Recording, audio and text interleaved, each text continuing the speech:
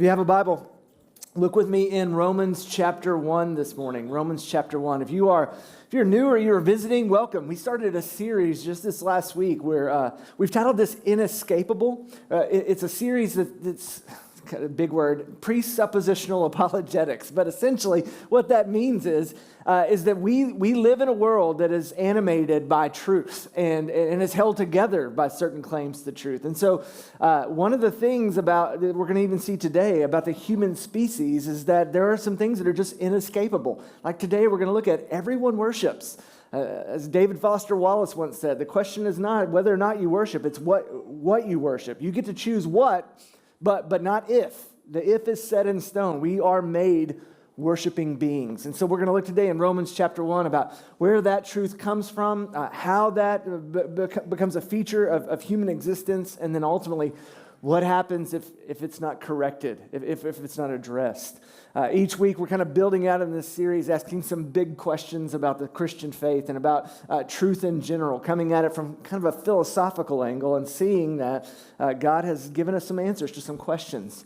Deeply held questions that all human beings have sort of had throughout the ages. Last week we looked in 1 Peter chapter 3 where Peter tells us to always be able to give an answer for the hope that lies within us, but to do so with gentleness and with respect. And so today we're going to go down that road again, hopefully with gentleness and with respect, answering some big questions. But we are confronted here with a passage that the Apostle Paul writes to the church in Rome that just kind of comes in with a thud. He brings the heat here. And so let's jump in and see hopefully what I'm talking about in Romans chapter 1, beginning in verse 18 down through the end of the chapter. Paul writes, "For God's wrath is revealed from heaven against all godlessness and unrighteousness of people who by their unrighteousness suppress the truth. Since what can be known about God is evident among them because God has shown it to them. For his invisible attributes, that is, his eternal power and divine nature, have been clearly seen since the creation of the world, being understood through what he has made. As a result, people are without excuse. For though they knew God, they did not glorify him as God or show gratitude. Instead, their thinking became worthless, and their senseless hearts were darkened. Claiming to be wise, they became fools and exchanged the glory of the immortal God for images resembling mortal man, birds, four-footed animals, and reptiles. Therefore, God delivered them over in the desires of their hearts to sexual impurity, so that their bodies were degraded among themselves. They exchanged the truth of God for a lie and worshipped and served what has been created instead of the Creator, who is praised forever. Amen. For this reason, God delivered them over to disgraceful passions. Their women exchanged natural sexual relations for unnatural ones.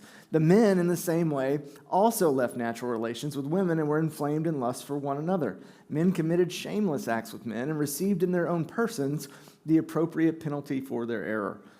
And because of this, because they did not think it worthwhile to acknowledge God, God delivered them over to a corrupt mind, so that they do not do what is right. They are filled with all unrighteousness, evil, greed, and wickedness. They are full of envy, murder, quarrels, deceit, and malice. They are gossips, slanderers, God-haters, arrogant, proud, boastful, inventors of evil, disobedient to parents, senseless, untrustworthy, unloving, and unmerciful. Although they knew God's just sentence that those who practice such things deserve to die, they not only do them, but they even applaud others who practice them." This is the word of the Lord. I saw a meme a few weeks ago that really got my wheels spinning. It kind of hit home and got me thinking about some of even what we've been talking about in this series last week, and we'll talk about some more today. And it went like this.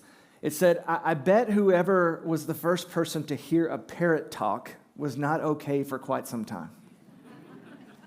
I thought, man, that's true. Someone was the first person to experience that. And can you imagine, you're walking through a rainforest and you hear a voice and you look up and it's a bird. It got my wheels spinning in this way, though. That we occupy, or we live in a world that is built upon certain truths about nature, certain truths that are passed down to us, certain truths that we just, to be honest, take for granted and never consider an alternative to those truths. Like if you go to a pet store and you see a parrot today and it says, "Polly want a cracker" to you, then you're not going to be weirded out by that. But at some point in time, that was a very strange phenomenon for at least one person. One of my other favorite memes that also got my mind going this way was, at some point in time in human history, we were tasting mushrooms through trial and error.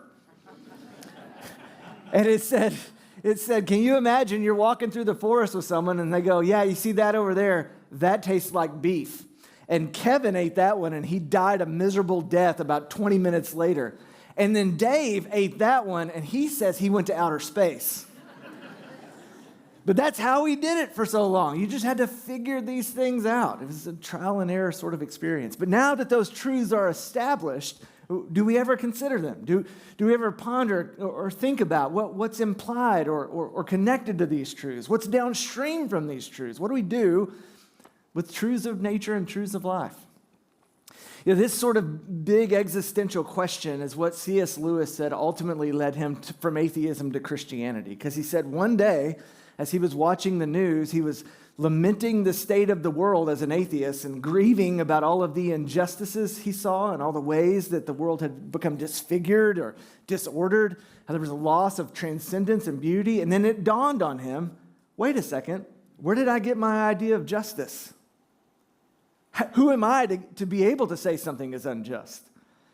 And if I'm consistent with my philosophical worldview, I hold to certain truths to be evident based upon nature, then the strong should eat the weak.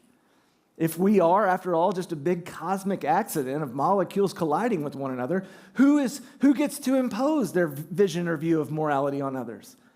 And this was the gateway for him that led him ultimately to say, hey, wait a second, there's a bigger question here. Who gets to determine these things? Now, it's that idea that Paul is opening up with here in his letter to the church at Rome.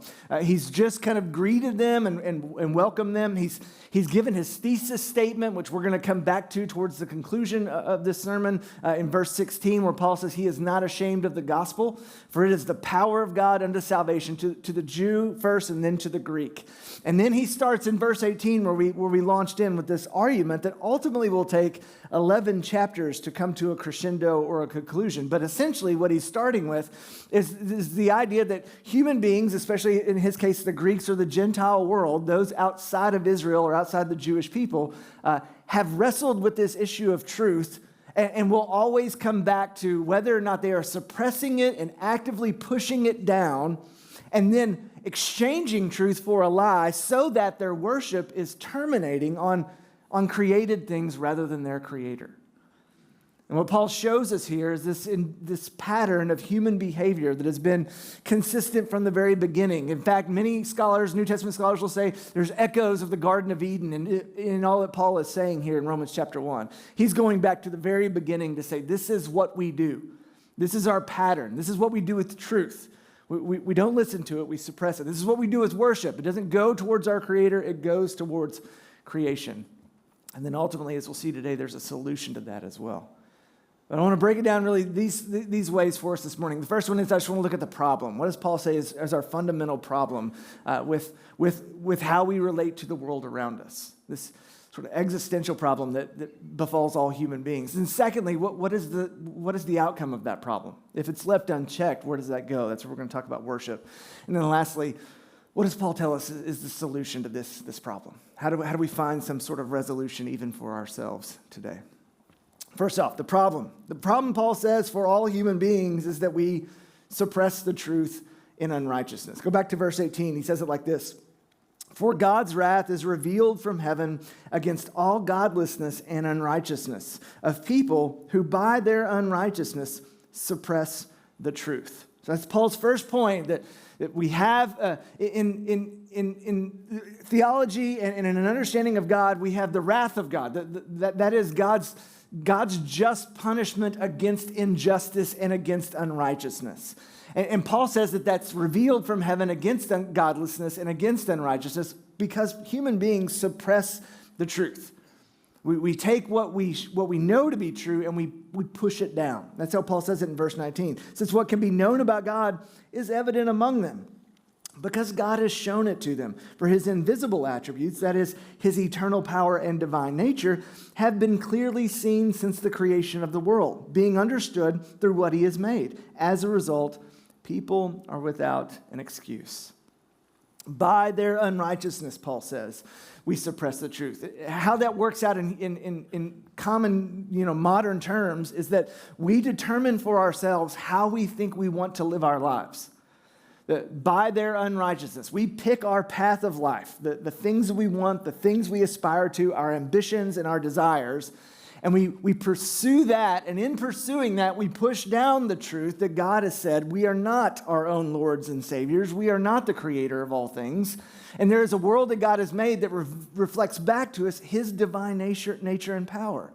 That if you just examine the natural occurrences of things, if you go to the Grand Canyon, and you just stop and ponder for a second, if you hear a bird talk, if you realize that there's all these different species of mushrooms, and some of them will kill you, and some of them taste really good, and some of them take you to faraway places in your brain.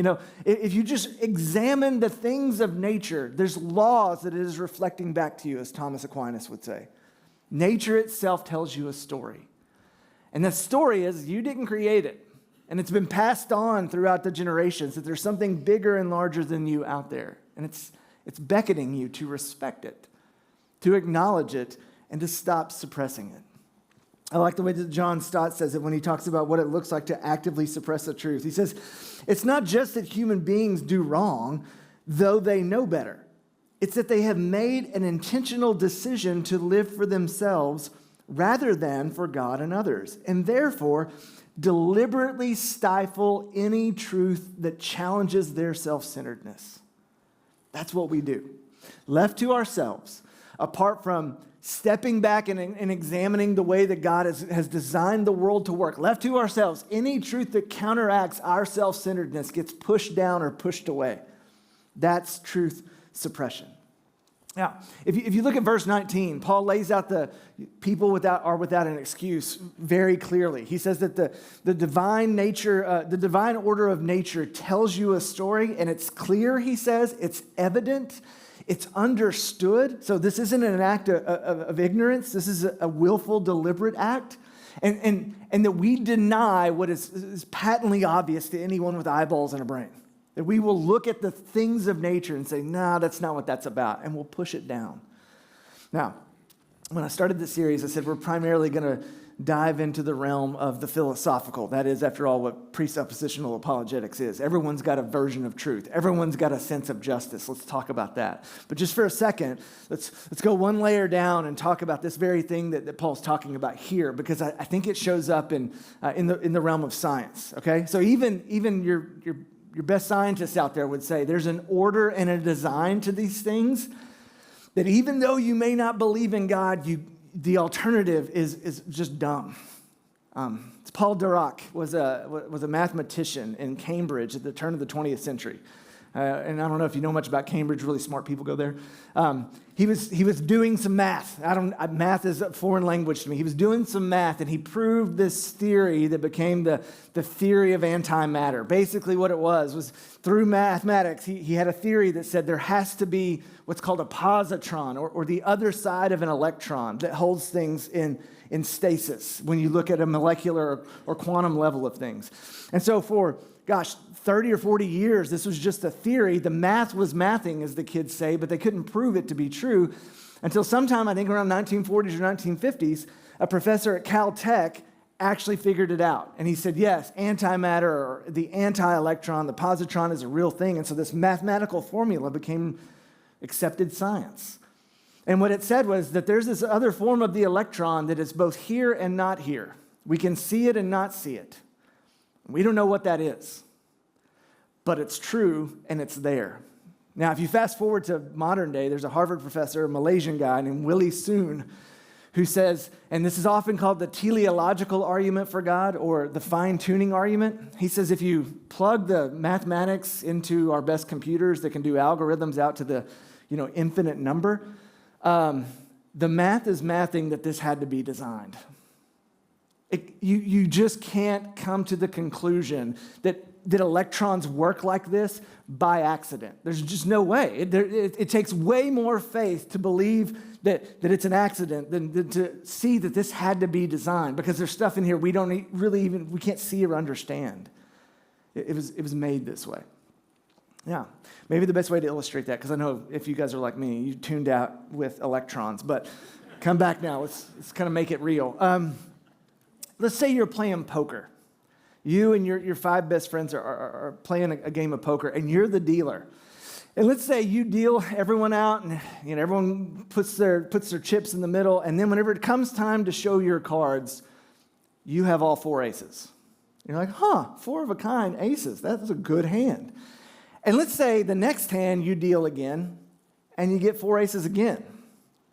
And let's say it happens a 3rd time. Now, your friends are no longer your friends at this point, right?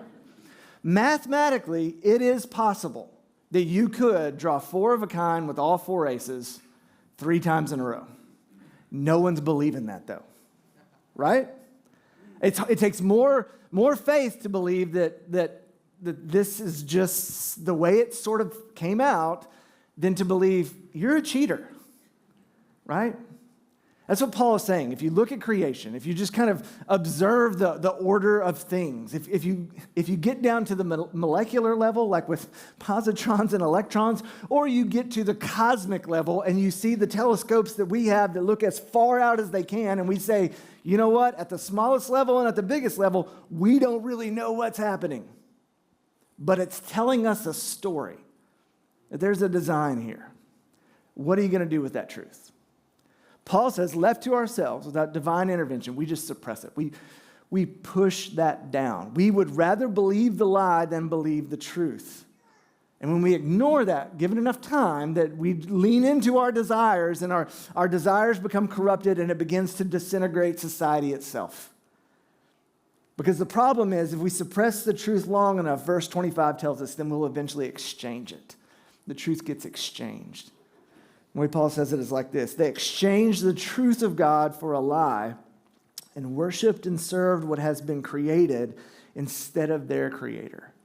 We make a conscientious, deliberate decision to believe the lie because it gives us what we think we want, instead of letting nature and natural law tell us an alternative. There's a creator, and you need to honor and respect and know him and show him gratitude. And so this exchange is the human condition. It's I would rather believe the lie than believe the truth, and worship and serve the lie rather than worship and serve the creator. And so we trade that out. Anyone remember when Walmart used to take everything back? Right? I was in 8th grade. It was around this time of year, like Halloween time of year. I was spending that with one of my buddies in our little small town. We were out past curfew, or the town curfew, riding bikes around, and we saw the police, and we thought they were chasing us, so we took off on our bikes. We darted through like an alleyway, and we had this aqueduct, this culvert that was concrete that ran through our town. We called it the oil branch, and I forgot that the oil branch was there, and I ran my friend's bike off the side and just smashed into the sidewall, and I bent the front tire on his bike. Tragically, it was like a square. And so, like, the next day, I'm like, hey, man, I'm so sorry. I'll pay for you to get a new bike. And his mom was like, no, we'll just take it back to Walmart. I was like, he's had that bike for 5 years. And she's like, oh, they'll take it back. And sure enough, they took it back, Paul says that we walk out our desires, the things that we think that we want, our passions, our cravings, our ambitions, our lusts. And then we make a wreck of our lives, and then we don't make the exchange. We continue down this path, suppressing the truth, believing that, no, this is good for me. This is what I want. If I get what I want, I'll be happy after all. Paul says when we do that, we begin worshiping and serving created things rather than our Creator. In fact, that's the outcome. The outcome of truth suppression and the truth exchange is that our worship is corrupted. Our worship becomes corrupted. Now, I said at the beginning, David Foster Wallace's greatest quote on this: you don't get to pick if you worship, you get to pick what you worship. Every human being made in the image of God has this unceasing outpouring. Your telos, your desires, your hopes, your dreams, your ambitions, your passions, they're all pointed at something. And whatever that something is the thing that you're giving glory to. It's the thing that you're giving weight to. And so your worship, if it's not terminating on the Creator, on God himself, is now corrupted because it's pointing to, Paul says, the things of creation. And he says, he kind of tongue-in-cheek a little bit, says you worship lizards. You worship four-footed creatures. And this is the common truth throughout the human species. If you go into any culture at any time in history, we're going to find something to put on a pedestal. We're going to aim our life at that thing, whatever that thing may be. If you go to ancient civilizations that worship gods of crops or rain, they're worshiping abundance, and this little G God is the thing that's helping them get what they want. It's the human predicament, the human condition from the beginning of time, is that our worship gets pointed in the wrong direction. Glory gets exchanged. That's what Paul says. Look back again in verse 21. For though they knew God, they did not glorify him as God or show gratitude. Instead, their senseless hearts were darkened. Claiming to be wise, they became fools and exchanged the glory of the immortal God for images resembling mortal man, birds, four-footed animals, and reptiles. The weight of your life, the heaviest things to you, the most important thing gets swapped out. And you say, I would rather have that than the life that God intends for me. I would rather pursue that, serve that, go after that. And so at the end of the day, worship is an exchange of priorities. It's giving away the most important thing for lesser things, and then pursuing the lesser things and building your life around those lesser things such that you think you'll get what you want if you worship and serve it enough. And this is why John Calvin would say the human heart is a factory for idolatry. That we are unable to turn off the conveyor belt that keeps spitting out idols in our lives. And it can be anything. It doesn't have to be a physical idol. It could be our jobs. It could be our reputation. It could be our spouse, our kids. It could be accomplishment, accrual, whatever you want to put in that place. We'll worship and serve those things. Paul says when we do that, we're giving away glory. The glory that was meant to be given to God goes to small things. This is the fundamental issue that faces our species. We will assign glory to created things rather than giving it to the Creator who deserves it. But that's not the only way that Paul defines it. Worship is not just giving away glory to the wrong things, it's also lacking gratitude. Now, it's fascinating that Paul puts this virtue or disposition of the heart at the very center of what it means to have corrupted worship. People who have turned from their Creator to created things lack gratitude. Why? Because gratitude is downstream of grace. Gratitude assumes unmerited favor. You're grateful for things that you got that you know you didn't deserve. If you deserved it, you're rarely grateful. You've earned that thing. And the fundamental principle of idolatry and false worship is that we're giving our effort and our attention, we're prioritizing things other than God. So when we get the things that we think that we've prioritized, or we've given ourselves to that we think will satisfy us, we'll either say, yeah, I deserve that because I work harder, I'm more intelligent, I'm just a better person, we'll get self-righteous, we'll find some way of taking the credit for ourselves. Or if we don't get that, we'll always pin the threat and the blame on someone else who stands in the way of the thing that we're actually worshiping. This is why the next thing inevitably always happens. Society begins to disintegrate. It gets disordered. Everything starts to fall apart because if the Creator's not getting the glory, we're getting the glory, then everyone around us is a threat to me getting the glory. And our passions and our desires will become inflamed and take us over. And that's how Paul says it. He doesn't point to decadent, in this case, homosexual practice as the problem. It's the symptom. It's revealing what's really going on. And he doesn't just end there. He goes into all sorts of manners of dysfunction. He even equates it with disobeying your parents.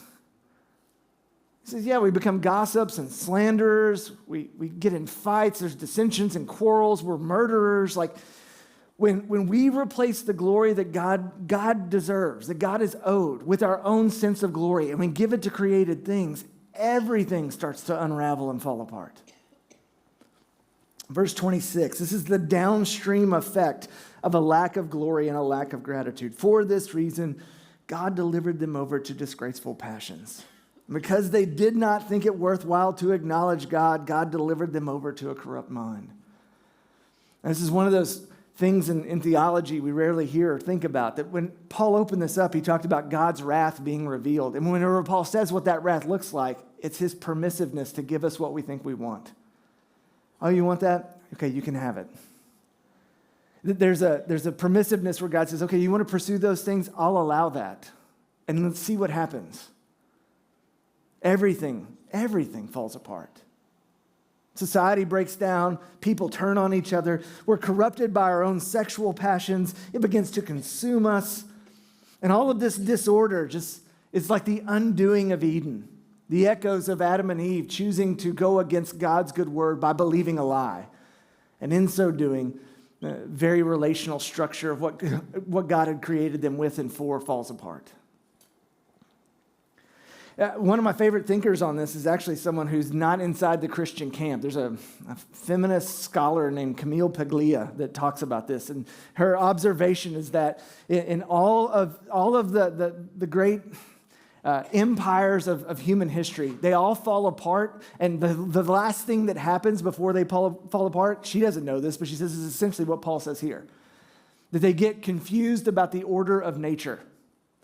Often shows up like in gender studies, she would say, that they can no longer determine what's up and down and left and right anymore. And so whether it be the Roman Empire, the Babylonians, the Egyptians, there's always just this fundamental dysfunction at a level of sexuality where it gets decadent and everything kind of just collapses on itself.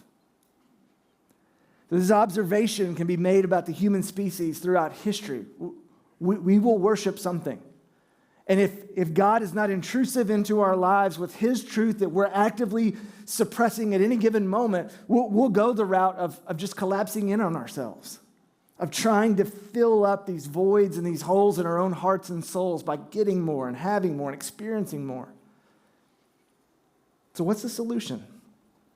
Well, Paul doesn't really give it to us here in this particular passage. This passage, like I said earlier, is the beginning of a long argument that unfolds over the next 11 chapters. But his thesis statement right before this started, back in verse 16, tells us the solution to the problem. Romans chapter 1, verse 16, Paul says, "For I am not ashamed of the gospel, because it is the power of God for salvation to everyone who believes, first to the Jew and also to the Greek. For in it, that is the gospel, the righteousness of God is revealed from faith to faith. Just as it is written, the righteous will live by faith." What's the solution to our truth suppression? Faith. What's the solution to our corrupted worship and the disordering of society around us? Faith. Faith in this gospel that is the truth of who God is and what he's done for us in the person of Jesus Christ, that can rescue us from ourselves. Not from those evil, bad people out there, but from the very thing that's cutting through the human heart. My own corrupted desires. My own propensity to choose evil and wickedness over the good things of God. My own desire to always be number one and have the universe revolve around me. That's the thing, Paul says, that by faith you can be rescued from. And the righteous, he says, are those who live by faith. No longer suppressing the truth. They allow what nature is telling them to be observed. There's something way more powerful than me. This thing had to be designed. And I need to acknowledge that. Not only acknowledge it, I need to give that creator the weight, the glory that he's due. Because he designed this thing. This is his idea. It's not mine. And so the righteous then put their faith, their hope, and their trust in Jesus Christ so that God can save them, in fact, from themselves. Because in the gospel, truth is restored. The gospel tells us the good news. That we are more evil and wicked than we ever could have imagined, and we're more loved and cherished than we ever could have hoped. Only in the gospel are those two things held together. Only in the gospel do you get humble confidence. Humble, because the gospel tells us we were so wicked and depraved that God had to become a man and live the life we were supposed to live and die the death we deserved to die. That's where you get true humility. That's how much I had in my bank account that was credited to righteousness. It took that, God coming, living my life, dying my death. But I can be confident because he was willing to do it. As Paul says to the church in Philippi, he became obedient even to the point of death, even death upon a cross. The God of all creation stepping into human space to live in the way we were designed to live, not just to model it for us, but to accomplish it for us, so that in his death, our sins could be forgiven. New life could be restored. Our lives could be animated by the very Spirit of God himself. And in so doing, through the gospel, worship can be properly ordered. Now, as I said, this is the beginning of an 11-chapter argument. I would encourage you, go read the rest of Romans today if you want to. But I'm going to fast forward to Romans chapter 12 because that's where Paul brings the solution of the gospel to the forefront of the human experience so that we can know that, yes, everyone worships and Christians can worship rightly. How so? Romans chapter 12. Therefore, brothers and sisters, in view of the mercies of God, I urge you to present your bodies as a living sacrifice, holy and pleasing to God. This is your true worship. Do not be conformed to this age, but be transformed by the renewing of your mind, so that you may discern what is the good, pleasing, and perfect will of God. Lord, would that transpire even amongst us even now? Would we present our lives to you as a sacrifice, holy and pleasing to you? And would we no longer be conformed to the patterns of this world, to the giving away of our glory to small things, but to ascribing what glory we have back to our Creator. To no longer chasing after our own corrupted desires and passions, but instead placing them at your feet and allowing you to renew and redeem and restore all that's been lost and broken in us. Would we no longer be conformed to the patterns of this world, but would we be transformed by having our minds renewed by your truth and through your word, which is made known to us in the person of Jesus, in whose name we pray. Amen.